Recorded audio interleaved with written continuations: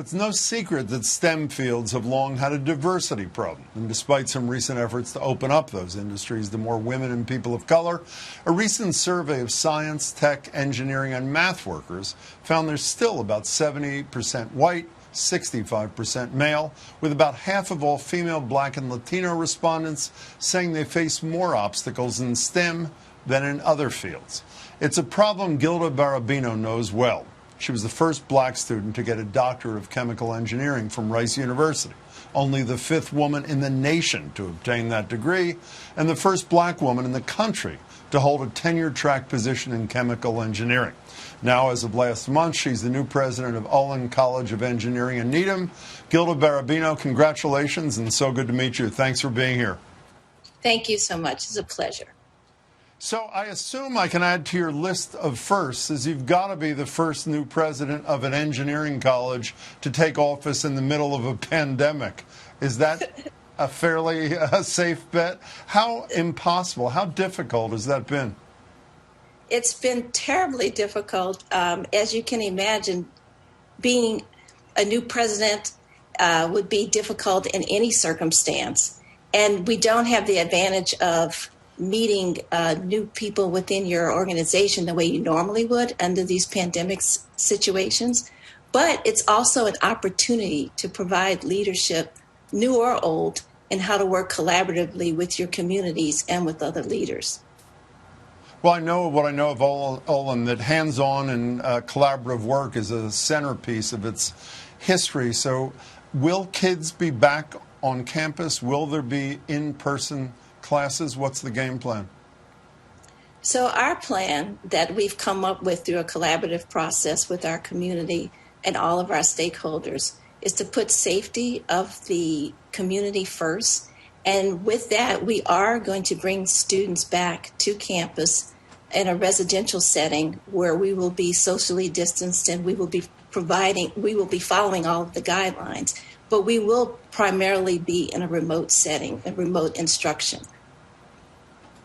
Can we look at the broader world from which you come? Why are the gender and race numbers so atrocious in the STEM fields? What does that come from?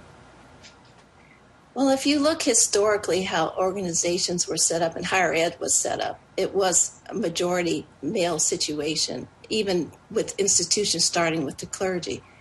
Over time, as we started to move into technological fields, that dominance has not changed.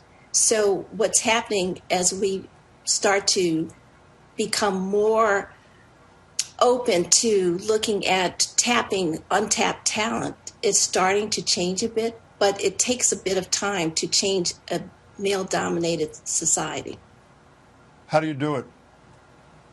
You do it by reaching out to those who have been untapped. You provide leadership. You provide opportunities and pathways. And sometimes there are pathways that haven't normally been in process, that you actually start some new pathways so that you can reach those who have not been reached before. You've written Making a Way Out of No Way, which is such a powerful statement. You know, when I described you in the introduction, I said you were the first at so many things, which is an emboldening kind of thing, at least for me to hear about. But being the first also means you were the only in many of those settings. How lonely was that for you along the way? Well, being the first means you're much more isolated. You tend to be more marginalized. So absolutely, it was a lonely journey in that sense. But what I learned to do was to be resourceful, bringing in my own resourcefulness, but also to reach out to others in terms of where the support can come. And importantly, to provide some leadership and trying to come up with ways to make sure that others did not have to experience the same kind of isolation that I experienced. You know, that seems to me to be the critical thing. You talk about not having mentors and not having role models, at least in your field. That's obviously central to expanding the numbers we talked about in your field. No, is having those people to bring people up behind them. Yes, so there's no question in higher education that there is a correlation between having faculty of color and students of color. So the more that there are role models where students can see those who look like them and aspire to the same kinds of professional pathways, the better. But can, yes, go ahead. Go ahead. No, you go ahead. So we can find multiple mentors in different ways in different locations. They don't necessarily all have to look like you, but we do need those who understand how to develop others for career paths. You come in Olin as a place where there are better diversity numbers. Why are they better there than so many other comparable places? Well, I can tell you something that's very exciting about Olin in particular. Olin was founded to transform engineering education. It was founded to develop leaders who could go out and change the world.